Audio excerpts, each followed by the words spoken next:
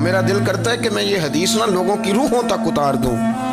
حضور فرماتے ہیں میں نے جس کے سامنے دین پیش کیا اس نے دلیل مانگی، وہ بھی کوئی اپنا ہے جو اپنوں سے دلیلیں مانگے، وضاحتیں مانگے، یہ کیسے تھا تو وہ کیسے تھا، تو یہ چیز کدھر سے آئی تو وہ کدھر گئی۔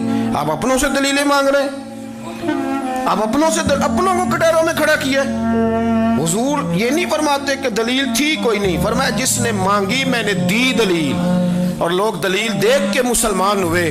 حضور فرماتے ہیں لوگوں سنو یہ میرا ابو بکر ہے، میں نے اسے کہا کلمہ پڑھ لے، اس نے دلیل ہی کوئی نہیں مانگی، فوراً ہی کلمہ پڑھ کے مسلمان۔ یہ احساس ہے، یہاں تو تھک گئے لوگ اپنوں کو دلیلیں دیتے، وہ جی ویسے کیسے تھا، تو ایک بندہ یہ کہہ رہا تھا تو دوسرا کہنے دے جو دنیا کہتی ہے، تو اپنی بات کر، تو بتا تو کیا کہتا ہے، اپنی رائے بیان کر، تیرا نظریہ کیا ہے، تیرا ذوق کیا، تو چھوڑ لوگ کیا کہتے ہیں، اپنی بات کر۔ اگر ابو بکر صدیق لوگوں کے کہنوں پہ چلتے تو مکہ تو سارا کچھ اور کہہ رہا تھا، اس وقت تو کچھ تھا ہی نہیں جو کہتا کہ نہیں تو ٹھیک چل رہا ہے، دنیا ساری کچھ اور کہہ رہی تھی، لیکن صدیق اکبر کہہ رہے تھے نہیں، سچ وہ ہے جو مدینے والے رسول فرماتے ہیں، سچ وہ ہے جو میرے آقا نے فرمایا ہے۔ زندگی میں انہوں نے بتایا لوگوں کو کہ دین کا مزہ لینا ہے تو پھر ذرا غلامی کر کے آتا ہے، پھر ذرا پورا پیار کر کے آتا ہے، پھر پوری محبت دے کے پھر غلامی کا مزہ۔ حضرت اسماء بنت ابی بکر صدیق فرماتی ہیں کہ نبی پاک صلی اللہ تعالی علیہ وسلم نہ حرم شریف میں داخل ہوئے، ایام مکہ میں، مکے کے دن تھے، حضور حرم مکہ میں داخل ہوئے، کافروں نے، ابو جہل نے پہلے سے سازش کی ہوئی تھی۔ جیسے ہی حضور اندر داخل ہوئے تو شور کرنے لگا، کہنے لگا یہ تمہارے بتوں کو برا کہتے ہیں اور تمہیں شرم نہیں آتی، یہ تمہارے معبودوں کو گالی دیتے ہیں، معاذ اللہ یہ برا کہتے ہیں، میں خیال نہیں آتا۔ لوگوں کو اشتعال دینے لگا، لوگ مختلف جگہوں سے اکٹھے ہو کے حضور کے گرد جمع ہو گئے۔ آپ نے کہا ہے کہ بت جھوٹے، حضور فرمانے لگے کہا ہے۔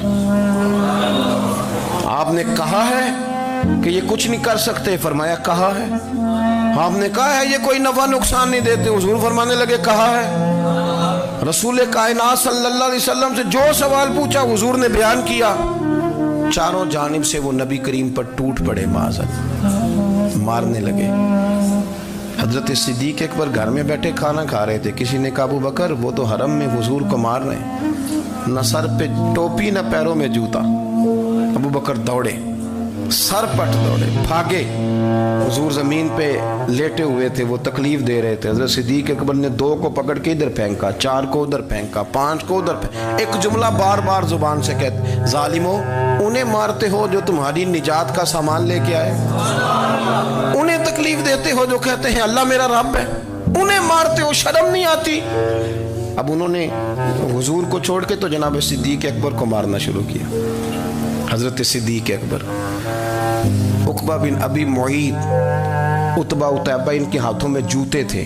آج کل جوتے وہ نہیں ہوتے جو زمانے میں تھے، جوتا ہوتا تھا لکڑی کا، کھڑاؤں کہتے تھے، وہ جوتے پکڑ لیے اور جناب صدیق اکبر کے سر پہ مارنے شروع کیے۔ سر پہ جوتے لگ رہے ہیں، لگتے جا رہے ہیں، خون بہتا جا رہا ہے۔ حضرت صدیق اکبر نے بازو کھولے ہوئے بے ہوش ہو کے گرے۔ حضرت اسماء کہتی ہیں میرے والد کو لوگ گھر لائے تو سر بھی سارا لہو سے بھرا ہوا تھا، چہرہ بھی سارا لہو سے بھرا ہوا تھا۔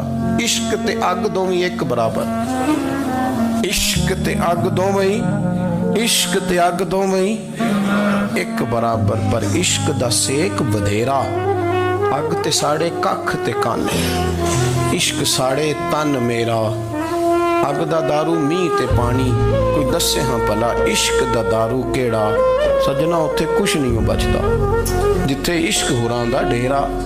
حضرت صدیق اکبر کو گھر لائے تو لہو لہان ہے سارا وجود، خون بہ رہا۔ جناب اسماء کہتی ہے میں نے سر پہ ہاتھ رکھا، دیکھوں کہاں کہاں میرے والد کو، میں رو رہی ہوں، میں نے سر پہ ہاتھ رکھا تو کہتی ہیں بال بھی میرے ہاتھ میں آ گئے اور سر سے چمڑی بھی اتر کے میرے ہاتھ میں آ گئی، گوشت بھی سر سے اترنے لگا، سارا سر ان کا مار مار کے انہوں نے نازک بنا دیا، نرم کر دیا۔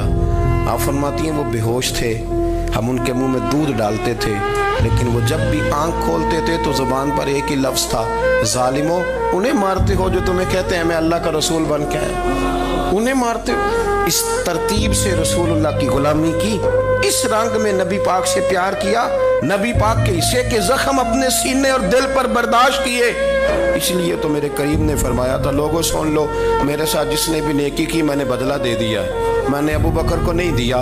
میں ابو بکر کا ہاتھ پکڑ کے اللہ کی بارگاہ میں لے جاؤں گا. میں کہوں گا مالک اس نے بڑی نیکیاں کی ہیں تو ہی اسے اجر عطا فرما. میں لے کے جاؤں گا کہوں گا اے اللہ تو دے اسے اجر, اس نے بڑی نیکی کی, اس نے بڑا پیار کیا, اس نے میرے ساتھ بڑی محبت کی, اس نے بڑی غلامی